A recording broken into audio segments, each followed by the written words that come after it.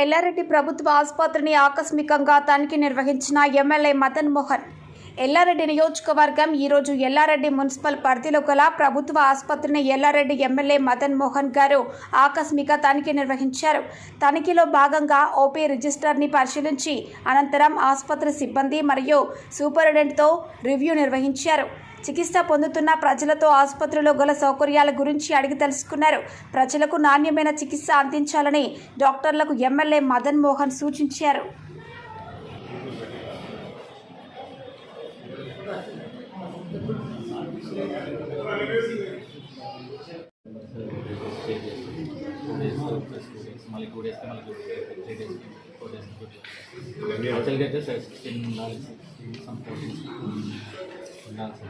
ఎలిగేస్ ఉండేది స్టార్టింగ్లో, తర్వాత వస్తున్నారు విజయ్ ఒక్కనే ఫస్ట్ సూపరింటెండెంట్ సార్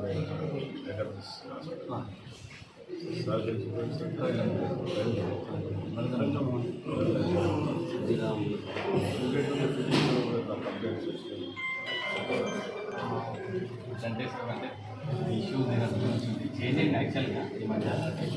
సో ఇప్పుడైతే బాగానే నాకు లాస్ట్ 10 ఏళ్ళు వచ్చేది పర్లేదు అంటారు. అప్పుడప్పుడు ఓవరాల్గా కొంచెం కంపేర్